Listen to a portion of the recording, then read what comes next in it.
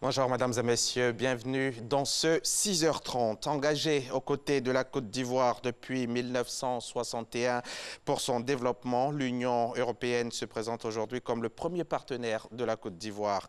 Un partenariat qui se traduit par le financement de nombreux projets de développement à travers le Fonds européen de développement. Alors, plusieurs projets dans divers secteurs sont exposés au cours des journées de la coopération Côte d'Ivoire Europe. C'est l'occasion de connaître l'étendue des actions de l'Union européenne en termes de financement et d'appui budgétaire. Allons-y à la découverte de quelques projets avec notre reporter Justine Seydjike. La semaine de l'Europe est l'occasion d'exposer les projets financés et encadrés par l'Union européenne au bénéfice des populations.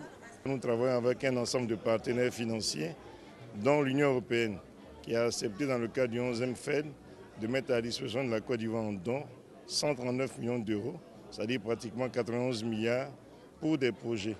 Ces projets-là concernent l'électrification des villages. Il y a donc autour de 350 villages qui vont donc électrifier. Il y a donc l'amélioration de la qualité de l'électricité à San Pedro et à Boaké. Les travaux sont en cours. Les populations verront l'impact de ces travaux-là dans ces villes. Il y a aussi l'amélioration de façon substantielle de la qualité de l'électricité sur Abidjan. Le montant s'élève à 17 millions d'euros, soit environ 11 milliards de francs CFA pour 4 ans. Le financement va servir à financer 3 composantes. La première composante, c'est donc la composante manioc, qui vise la professionnalisation des acteurs. Nous allons travailler sur l'ensemble de la chaîne de valeur du manioc, depuis la production de boutures saines et de qualité jusqu'à la commercialisation des produits finis. Nous avons ciblé la ticket et le placali. Save Children a bénéficié d'un financement de l'Union européenne d'un montant de 933 000 euros pour un projet qui va durer 30 mois et qui se pilote dans les 6 communes d'Abidjan. Nous voulons contribuer à la promotion des droits des enfants vulnérables, que ce soit les enfants dits sorciers, les enfants dits microbes en conflit avec la loi, des enfants qui ont subi des abus et exploitations sexuelles.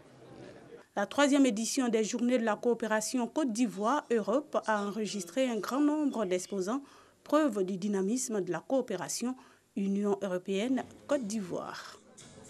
Allons-y à Boaké. Depuis 2 mois, l'eau manque dans quelques quartiers de cette ville. En attendant des solutions pérennes, le gouvernement a mis en mission l'Office national de l'eau potable, l'ONEP. Alors, 15 camions citernes apportent de l'eau potable à Boaké et dans les départements environnants. Reportage Kader Sogodogo de la station régionale RTI Boaké. Quartier commerce, secteur château, bienvenue au centre de remplissage des citernes de l'Office national de l'eau potable, ONEP. Une réponse immédiate du gouvernement pour soulager les populations en cette période de pénurie d'eau à Boaké. La distribution se fait gratuitement et est supervisée sur place par le directeur régional de la SODECI.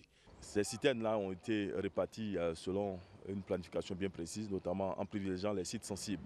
Les sites sensibles, ce sont les sites comme les hôpitaux, notamment le CHU, les maternités, les établissements de santé en tout cas, et puis les casernes, il y a également les prisons, il y a également les campus, et puis certains établissements de l'éducation nationale, notamment les lycées qui ont des internats. Voilà. Et donc ce sont des sites sensibles qui ont été effectivement identifiés. Et pour ces sites-là, il y a 2 camions citernes qui ont été dédiés pour ces sites. Au-delà de ça, cette pénurie touche également les localités de Sakassou, Diabo et Botro.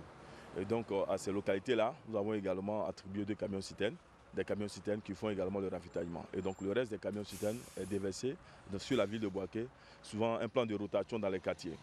Et ces camions font en moyenne au moins 4 voyages par quartier et c'est de façon hebdo. Chacun joue sa partition, on y met du sien. Donc on veut tout mettre en œuvre pour que la population ait de l'eau. Moussa Bakayoko, conducteur de citerne, a dans son programme du jour Dar es Salaam, secteur Kotiakro. La traversée est vite faite. Un seul coup de klaxon suffit pour alerter tout le quartier. La pénurie d'eau n'aura jamais raison de l'humour. La joie des populations. On ne gagne pas l'eau. Si on a vu ça, c'est bon. Merci au gouvernement. L'objectif est clair. approvisionner le maximum de foyers. L'eau que nous prélevons ici, dans les camions citernes, c'est de l'eau des forages. Et donc c'est de l'eau traitée, c'est de l'eau que nous buvons. Donc c'est de l'eau saine à la consommation de la population. Et c'est gratuitement que nous distribuons cette eau à la population sinistrée. À ce jour, l'ONEP dispose d'une flotte de 15 camions citernes à Boaké.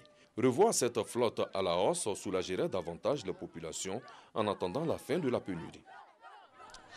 Hier matin, les habitants du quartier Bel Air situé dans la commune de Cocody-Danga ont été déguerpis des maisons qu'ils louent depuis de nombreuses années à la Sikoji. La cause, un programme de rénovation de plusieurs cités du district d'Abidjan initié depuis Belle Lurette par l'institution. C'est un litige qui date de 38 ans. Depuis 1980, le conflit entre la Société ivoirienne de construction et de gestion immobilière de Côte d'Ivoire et une catégorie de ses locataires est loin de connaître son épilogue. Les décrets de 1970 et 1994, les décisions de justice, les menaces de déguerpissement ainsi que les multiples saisines et réunions entre les deux parties n'ont jusque-là pas permis de trouver une issue. Si pour la Sikoji, la récupération de ce patrimoine immobilier est tout à fait légale, les résidents des cités mises en cause la jugent injuste et arbitraire. Explication détaillée dans ce dossier signé Cheikh Koné Aboubakar. L'histoire remonte un peu avant l'indépendance de la Côte d'Ivoire. La défunte société immobilière et des habitations à bon marché de Côte d'Ivoire, Sisi, a construit plusieurs logements économiques dans des communes d'Abidjan. Cocody Bel Air, Adjamé Habitat Extension, Trècheville Autoroute, Craon 1, pour ne citer que cela.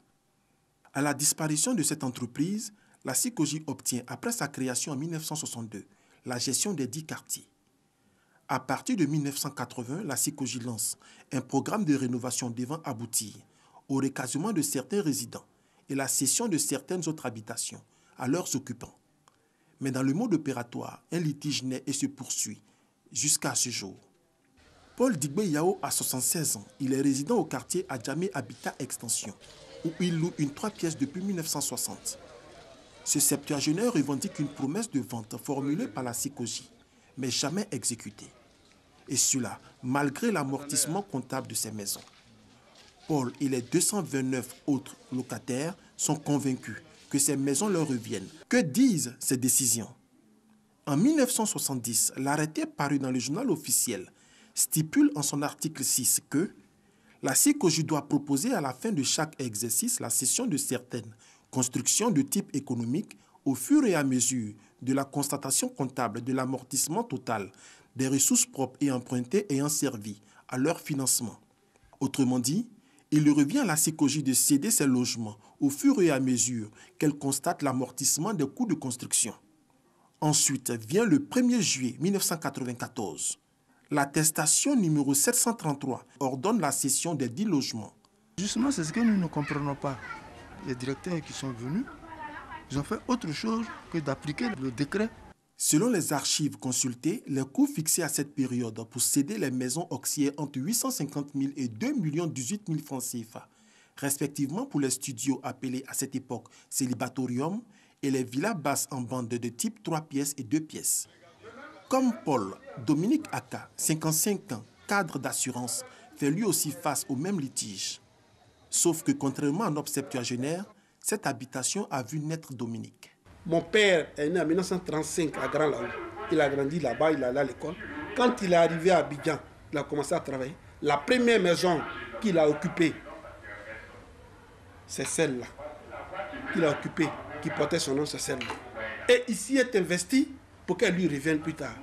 Il est décédé en 1998 sans avoir vu le fruit de ses efforts. Au total, ils sont environ 715 locataires repartis dans 5 quartiers du district d'Abidjan concernés par ce différend. Déjà en juillet 2017, 56 résidents du quartier Belleville à Trècheville, liés au même litige, ont été déguerpis. C'est ce sort que craignent les résidents de ces cités. Ils multiplient par conséquent les rencontres pour plaider leur cause. Nous quittons Adjamé pour la commune de Cocody. Nous sommes au quartier Cocody Bel Air. Même contentieux, même psychose. Ici, 76 locataires vivent sous la menace d'une expulsion. Surtout qu'en janvier 2018, Une décision de la Cour suprême en faveur de la Sikoji lui donne plein droit de récupérer son patrimoine immobilier. Salimata Kone, la soixantaine révolue, désemparée, plaide. Il y a des gens qui sont habités dans les communes, ils n'ont jamais payé rien à l'État. Mais nous, on est restés ici depuis combien d'années? On a demandé seulement à Sikoji de nous loger dans les maisons sociales, on va payer, on n'a pas dit gratuit. Mes parents, ils sont depuis 56. Elle est là, la veuve est encore là. Elle a 98 ans. Je l'envoie où? L'obstination de ces 715 résidents est-elle fondée? Y a-t-il eu vice de procédure dans la cession totale de ces cités à leurs résidents? Le décret du 1er juillet 1994 concernait-il tous les locataires de ces cités coloniales ou une partie? Face à autant d'interrogations, nous nous sommes rendus à la Société ivoirienne de construction et de gestion immobilière de Côte d'Ivoire, Sikoji. La Sikoji, c'est vrai, n'a pas eu les moyens tout de suite de procéder à ces opérations de rénovation. C'est en ce moment-là que les locataires ont réagi, faisant état de fait aussi que l'État avait décidé à un moment donné de vendre tous les logements en location simple. Ce à quoi la Sikoji répond, oui, effectivement, l'État a vendu une partie du patrimoine en location simple, mais l'État a exclu expressément les 3 sites. À la tête de la Sikoji depuis 6 mois, pour Fofana Boaké, ces locataires sont victimes d'une mauvaise interprétation des contours d'une promesse de vente.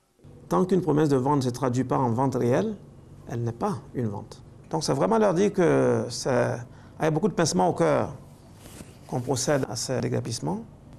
C'est l'emploi des 114 employés de la Sikoji est en jeu. Ces terrains ont été apportés à d'autres structures en garantie de concours bancaires que la Sikoji a aujourd'hui. On ne peut pas ne pas le faire. Pour l'heure, après 3 rencontres entre la nouvelle direction de la Sikoji et le syndic national de ces quartiers, les discussions sont suspendues. C'est un document signé Kader Cheikh Kone Aboubakar. L'actualité internationale pour refermer ce journal. Des nouvelles accusations contre l'opposant Moïse Katumbi Chapwe en RDC.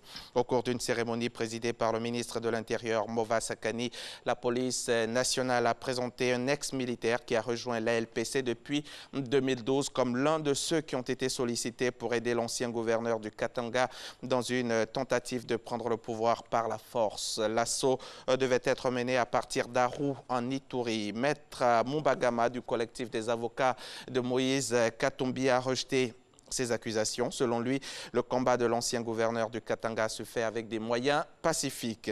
Et puis, pour terminer, le premier gouvernement de la 4e République est en fonction au Tchad. Le chef de l'État, Idriss Déby Itno, a nommé lundi un cabinet de 29 membres après la démission du Premier ministre le 3 mai dernier, juste avant la promulgation de la nouvelle constitution qui supprime le poste de chef de gouvernement. C'est la fin de ce journal. Merci de l'avoir suivi. Bonne suite des programmes sur la chaîne Kiras.